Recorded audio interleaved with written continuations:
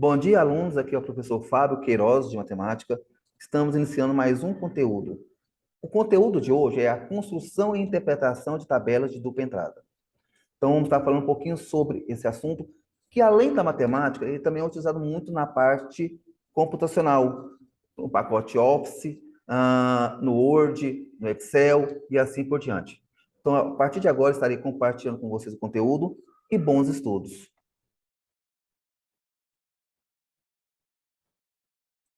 Como falei inicialmente, o nosso tema de hoje é a construção e interpretação de tabelas de dupla entrada.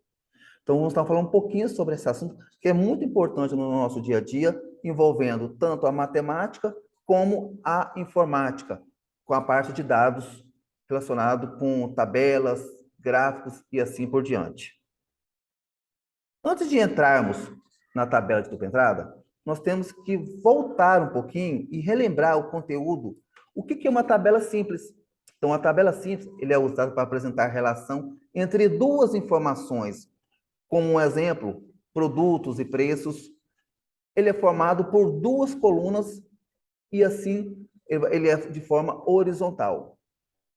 Vou estar mostrando para vocês uma parte bem simples, um exemplo bem simples dessa relação. Antes de entrarmos numa parte de um modelo, de um gráfico ou de uma tabela, nós temos que entender quais são os elementos essenciais na criação de uma tabela. Primeiro, é o título. Qual é o assunto que vai ser tratado essa tabela? Segundo, o corpo da tabela, aonde vão ser inseridas as informações, as colunas. E, por fim, a fonte, que é indispensável nas tabelas, principalmente quando nós pegamos informações que outras pessoas criaram. Por exemplo, revistas, livros, internet. Então, sempre devemos respeitar a fonte, a origem daquele assunto. Então, uma tabela simples, ele tem duas colunas. Nesse caso, qual que é o título? Cardápio da lanchonete fictícia. Qual que é o corpo? Os dados que eu estou inserindo, que nesse caso são os produtos, que nesses produtos nós temos chocolate em barra, maçã, banana, biscoito, pão de queijo, pão com geleia, granola e suco de laranja. E nós temos o preço de cada item. E, por fim, nós temos a fonte. Da onde nós tiramos esses dados? Se nós tiramos da internet, como falei inicialmente, ou de um livro, ou de alguma outra pessoa que não seja eu o criador dessas informações. Aí sim que nós vamos entrar em tabela de dupla entrada. Então, depois que já entendemos tabela simples, aí nós vamos entender um pouquinho o que é uma tabela de dupla entrada. Primeiramente, o que é? Ela é usada para mostrar dois ou mais tipos de dados. Por exemplo, altura e peso. Então, o que seria? O nome das pessoas, a altura delas e o peso delas, de determinadas pessoas, de determinados nomes. Eles são lidos na vertical e na horizontal simultaneamente, onde nós temos linhas e colunas relacionadas. Ele é muito utilizado no Excel, no Microsoft Office Excel. Nós temos várias versões, desde o Excel 97, 2000, 2003, 2007, até chegar nas versões mais atuais, que é o pacote Office 365, aonde tem o Excel também, e que é utilizado muito essas informações de linhas e colunas. Voltando ao assunto, a tabela de dupla entrada, ela é uma junção de dados, aonde ele vai usar linhas e colunas de um mesmo item. Também nas tabelas de dupla entrada, ela vai ter título igual a simples, ela vai ter corpo igual a simples e também vai ter a fonte igual a simples. São partes essenciais na criação de uma tabela. Espero que vocês estejam entendendo. Esse conteúdo é muito tranquilo, muito fácil e muito gostoso de estudar. Aqui eu tenho um exemplo de uma tabela de dupla entrada, onde eu tenho o título, que é uma característica que chama Características dos alunos de uma escola imaginária. Aí nós temos os alunos, altura e peso, que é o famoso, né? Nós podemos fazer esse tal do EMC, né? A massa corporal, né? Dos alunos.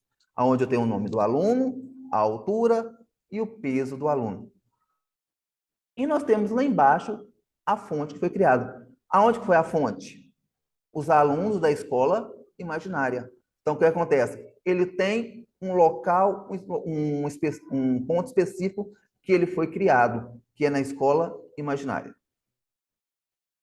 Espero que até o momento, espero que os alunos estejam entendendo que é um conteúdo bastante prático e bastante simples de entendimento.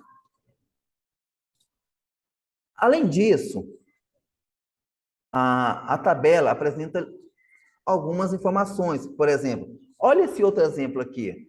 Eu tenho limites de nível de pressão sonora em função dos tipos de áreas habilitadas do período, aonde eu vou ter alguns títulos, alguns tópicos, que são os tipos de áreas habitadas. Aí nós temos residências rurais, áreas restritas de casas, áreas restritas, zona rural, e o período sonoro de cada área. Por exemplo, na área residencial rural, durante o dia, eu posso ter uma pressão sonora, que são os barulhos, de 40 decibéis, né? No noturno, de 35. E nas áreas urbanas, que é 50 de dia, 45 de noite, e assim por diante, de acordo com a minha tabela, com a minha planilha. Aí, lá no fim, eu tenho uma média de um cálculo dessas informações, e lá no fim dela, qual a fonte da onde foi feita essa pesquisa, que é de um site da internet, que fala da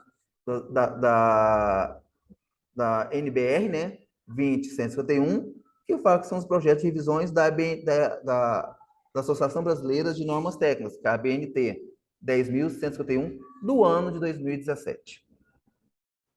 Até aí, tudo claro, alunos?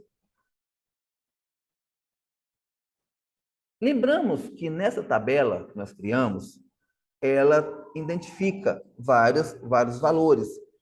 Por exemplo, áreas habitadas, que são as linhas, as colunas, que são o quê? Os tipos de habitação, qual o período que pode ter barulho durante o dia e qual o período que pode ter barulho na parte noturna. E dessa forma, nós podemos ter um controle se aquele barulho está próprio ou impróprio para aquele horário, tá bom? Então, é uma parte que é muito utilizado em dados de empresas, dados de pesquisa, onde facilita para sabermos se naquela região pode ou não ocorrer esses fenômenos. Quando nós criamos tabelas, tanto tabelas simples como tabela de dupla entrada, aí vem a parte, eu particularmente, professor Fábio, acha muito gostoso de fazer, que são os famosos gráficos. Atualmente, os gráficos mais utilizados são de barra ou de colunas, ou seja, ambos são a mesma coisa, mas ele é ou tanto horizontal ou como lado vertical. Depende da forma que nós vamos estar utilizando esses dados. Então, vamos ver a parte teórica. Então, o gráfico de barras e colunas é montado a partir de dados para efeitos de comparação de dados.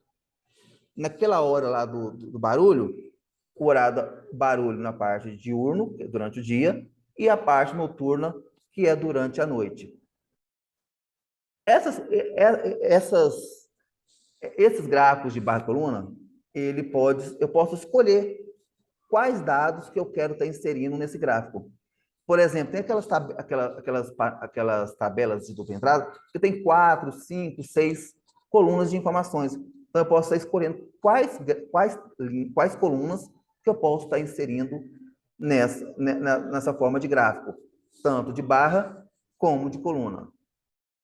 Aqui mostra um exemplo, aonde mostra os maiores edifícios do mundo, aonde tem aqui o nome dos prédios, Torre Eiffel, em Paris, Empire State, em Nova York, Taipei, em Taipei, Torre CN, em Toronto, e Torre Burj, em Dubai. Então, ele mostra o nome dos prédios ou das torres, e o tamanho de cada um deles. Por exemplo, a Torre Eiffel, ele tá com, aqui tem 100 metros, 300, 500, 700. Então, a Torre Eiffel, ele tem 300 metros de altura, o Empire State, 300, 400, 500 metros, 300, 350, 400, 450, ou seja, tem, então, 400 metros. Nós temos a Torre Taipei, que ele é 450, a Torre Toronto, 500, e a Torre Burj em Dubai, quase 700 metros de altura. Então, esse mostra, por exemplo, qual prédio, ou qual torre que é menor e qual torre é a maior. Então, nesse gráfico aqui, a Torre Burj, que encontra no Dubai, ele tem aproximadamente 700 metros. Por quê? Ele está quase no limite dos 700 metros. Nós temos aqui um segundo exemplo, que é uma despesa doméstica por mês, aonde eu tenho valores em euro, e nós temos janeiro, fevereiro e março, são os meses do ano, e nós temos quais são os gastos que essa possível pessoa tem de despesas: entretenimento, compras, domicílios e transportes. Então, cada cor corresponde a um evento. Por exemplo, qual é o mês que eu mais tive gasto de entretenimento?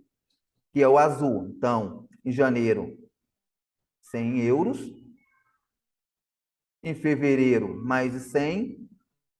E março, mais de 100. Pode ver que em fevereiro e março, praticamente o mesmo valor gasto.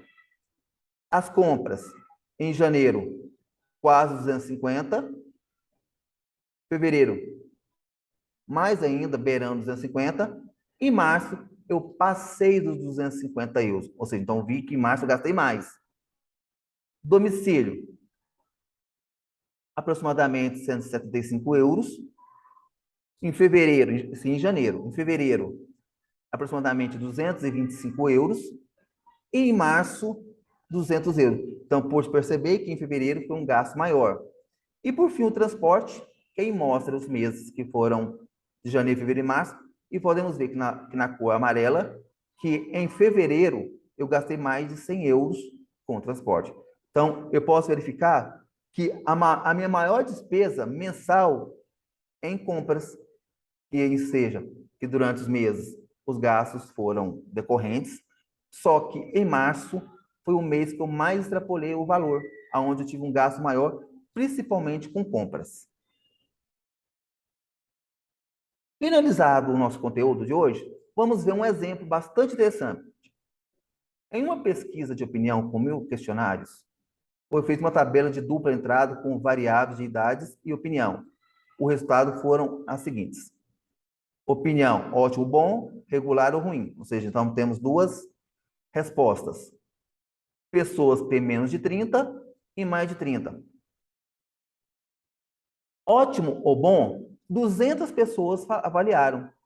Regular ou ruim, 800. Esse aí, na forma de ótimo e bom, regular e ruim. Só que ele também foi dividido por faixa etária. Então, 120 achou que é bom ou ruim, ótimo ou bom, e 80 acharam que é ótimo ou bom, mas são pessoas mais de 30 anos. Regular ou ruim, 380 com menos de 30 acharam, e 420 mais de 30 acharam, que deu um total de 800 pessoas. Então, quando eu somei a quantidade de ótimo, bom, regular, ruim, de menos de 30, eu tive 500 pessoas, 500 questionários. E também tive 500 questionários de ótimo, bom, regular ou ruim, com mais de 30. Porém, a minha pergunta foi: de acordo com essas respostas, 24% dos mais jovens acham um ótimo ou bom? 42% dos mais velhos acham regular ou ruim? 20% do total acha regular ou ruim? Ou nenhuma das alternativas estão corretas? Então, eu tenho que analisar cada aspecto.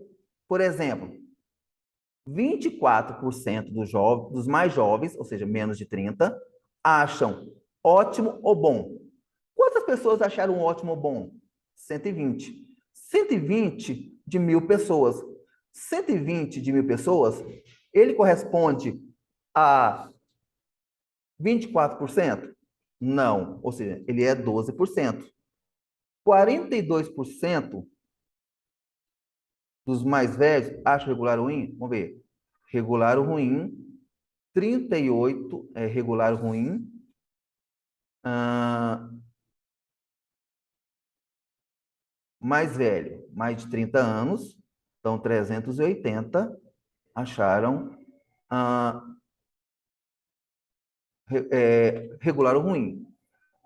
E 20% do total acham regular ou ruim. 20% acham regular. Ele não falou que é dos mais novos? Não. Ele não falou que é dos mais velhos? Não. Ele falou que é 20% dos 1.000. Então, o que acontece? Regular ou ruim?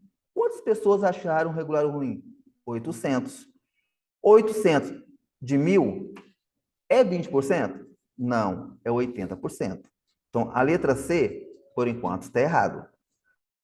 Para mim achar a D correta, eu tenho que analisar que se a A, se a B também estão erradas. Vamos ver lá. 24% dos mais jovens que acham ótimo ou bom. 120 de quanto? Quantas pessoas são jovens nas pesquisas? 500. Então, 24% equivale, 120 equivale a 24% de 500? Aparentemente está ok. Vamos na letra B? 42% dos mais velhos. Quantas pessoas são os mais velhos? Também 500. Acham regular ou ruim. Ou seja, 420 pessoas acham regular ou ruim de 500. Ou seja, 420 de 500 não é 42%. É aproximadamente quase 90%. Então, nesse caso, a B também está errada. Então, nesse caso, qual é a resposta correta? Letra A. 24% dos mais jovens acham ótimo ou bom. Ou seja, 120 de 500. Então, pessoal, essa é uma forma de quê? De leitura de um problema de dados, de uma tabela que conciliou tanto a matemática com a língua portuguesa. Ou seja, se eu não ler de uma forma correta, eu posso entender que esses 120 menos de 30 é equivalente a 12% de 1.000. Mas não é isso. É 12% dos mais novos. Quantas pessoas mais novas são? São 500. Então, 120 de 500 equivale a 24%. Espero que vocês tenham entendido nosso conteúdo. Eu agradeço a atenção de todos vocês. Façam as atividades que foram postadas para vocês fazerem depois. E qualquer dúvida, estou à disposição de vocês. E que tenham uma boa semana, uma boa aula e até a nossa próxima aula.